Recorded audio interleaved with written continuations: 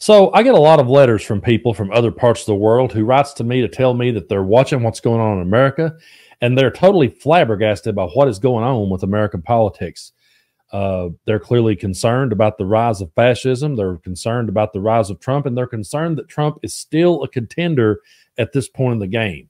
So later in the video, I'm going to read some emails from people that I've gotten from other parts of the world, but I stumbled across this clip that I think goes hand in hand because here is a lady who is visiting from England, and she goes and confronts these Trump supporters, and she says she's just there for entertainment only because I'm sure in her world she couldn't believe that this was American reality, but she finds out real quick that it is. Take a look at this.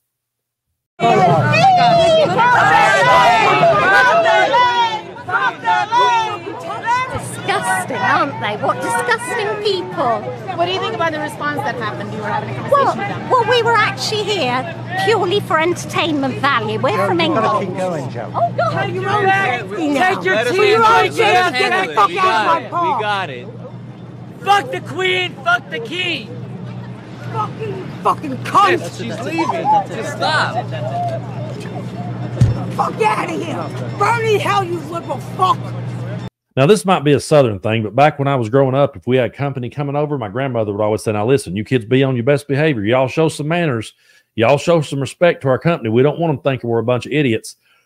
Well, those days are long gone in America. Donald Trump has gave those kind of people the microphone. And so if you come here visiting for the first time, no, folks, it's not for entertainment only. This is real. This is actually our reality. These people aren't hired actors. They're not hired comedians. This isn't a skit. That's the people Donald Trump has empowered. But this lady tries to talk again, and watch how quickly they come to her, and they're like, no, you really got to get out of Dodge. All right, bro, she's out. And we enjoy watching Trump on the TV, and we cannot... John!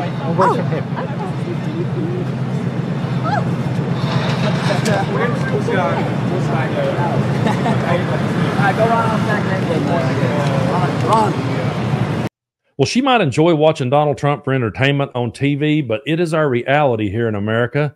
And to people coming here thinking this is all some sort of circus or act, it's definitely a circus, but these people aren't acting. They truly have been duped into believing this, and they're empowered, and they're standing up, and they're ready to vote. And that's why people like us have to stand up and vote even harder.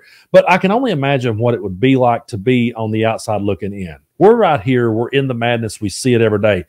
For people outside this country watching this video, you got to understand I am in a very red Bible Belt. I joke and say I'm in one of the buckles on the Bible Belt. It's very Bible Belt here. And so I'm surrounded by it all the time. I tell people all the time, there's no way that I could ever be in my own echo chamber because I hear their voices every day. And it's hard to get through to a lot of them. It's hard to make waves. I have in some cases, but it's always a challenge. It's always an uphill battle. But I can only imagine what it would be like to be on the outside looking in, and you're seeing the madness, and you're seeing someone try to speak out against it. I can only imagine what it would be like seeing this fire start and saying to yourself, I hope it never makes it over to our shores. But it very well could. And this message here came from Greg from Canada. I want you guys to take a look at this one. He says, I've been a follower of yours for several months now, and I definitely hear and share your Save Democracy equality messages. As a retired 65-year-old, I'm appalled to see Americans hard fought for and defended democracy in peril under the leadership of a fascist, racist, rapist, criminal conman, and wannabe dictator like Donald Trump.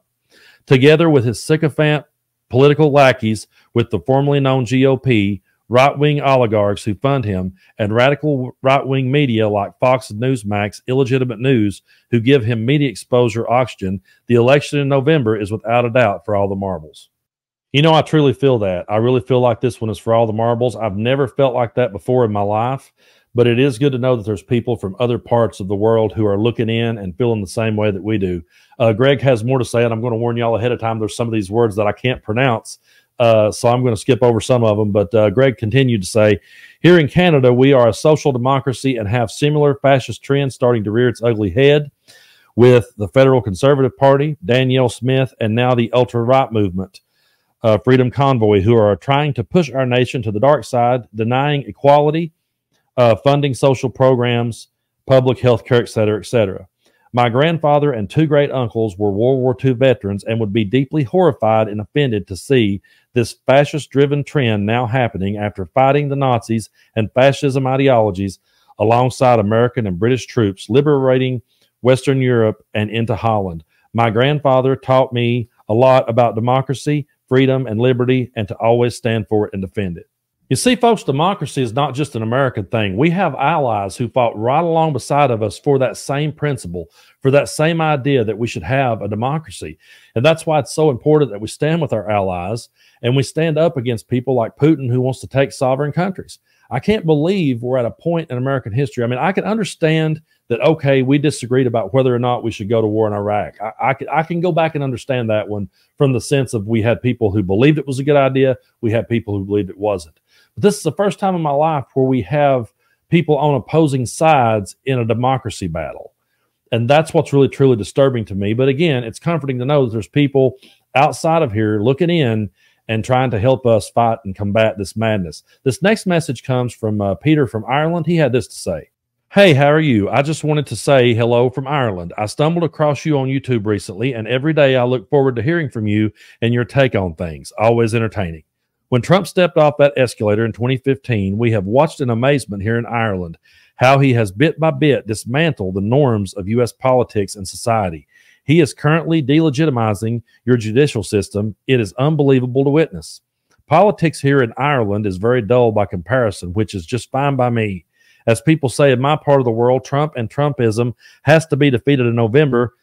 Otherwise, he completely destroyed the U.S. and he could follow through and pull America out of NATO, and then Putin will have free run of Eastern Europe. And God help us all then. In the meantime, keep up the good work. I want to say thanks to Peter in Ireland and also to Greg in Canada. It's always great to hear from people from other parts of the world who are looking in right now and seeing this madness unfold, and they're scratching their heads right along with us and they're pulling for us. You know, when I hear someone from another part of the world say, my grandfather fought for that, my uncles fought for that, you know, those are things we say, but sometimes we lose sight of that in America and we forget the fact that, hey, we had allies from all over the world who were fighting right along beside of us for that same idea. And I've never in my lifetime felt like it was more threatened. I've never felt the need to sit and talk this much about it, you know, especially on a platform like this. I've never felt the need more so than I do right now. And to those from other parts of the world who are looking in, scratching your head, trying to figure out how in the world this madness got started, I truly believe once Donald Trump empowered that WWE Jerry Springer style of rhetoric, when he empowered the absolute bottom feeders, and I hate to be that brutally blunt, but that's what they are. When he empowered those kind of people and got those people all riled up, they're the distraction. He's got them riled. He's got them in his corner. Now they're going to go out there. They're going to distract. They're going to muddy the water and confuse everybody. The more confusion that gets created, the more Donald Trump can do behind closed doors, the more rights that he can strip away. And as long as he's got them coming there with their signs and with their merch and with their flags, cheering his name, he can do anything he wants, and he can just use them. He can manipulate them. They love to call other people sheep. They love to say that other people are easily led. They don't realize they are the ones being led by the nose, just pulled around. And as they're being pulled around, he's doing away with democracy. He's doing away with equality. He's doing away with social programs. Everything that we've worked so hard to get in place, it's all on the line. It truly is, because as long as he's got that base fired up and they're making noise and they're screaming and they're muddying the water, we're going to be in this battle for a long time, because he doesn't want to have, you got to think about it this way, Donald Trump does not want to have a reasonable debate, because if people heard a reasonable argument, they wouldn't choose his side, because he doesn't have a voice of reason. You got to remember, he does not have that ability to evoke a voice of reason. So, I mean, that's where we're at. We're in a situation where as long as he keeps those people fired up and rabid and mad and screaming in people's faces, all these profanities, behind closed doors, he can do whatever he wants, and it's not going to affect them because he's keeping them happy. And he's using them, manipulating them. They're voting against their own interest. And when they lose their rights and when they lose their ability to pay their bills and their ability to get health care and their ability to live like everybody else, they'll just blame it on Democrats, because he's already got the built-in scapegoat. Everything's the Democrats' fault. So, you know, if Trump were to be reelected, that's all you're going to hear is that he can't get nothing done because Democrats are standing in his way. He always has the built-in scapegoat.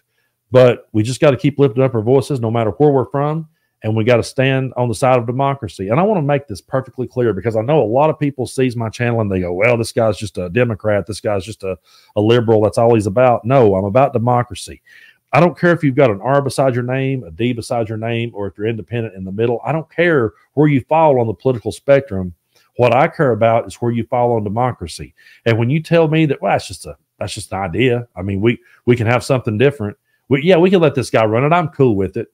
When I have people that I used to consider friends say they're cool with him being a dictator, yeah, that's where you lose me.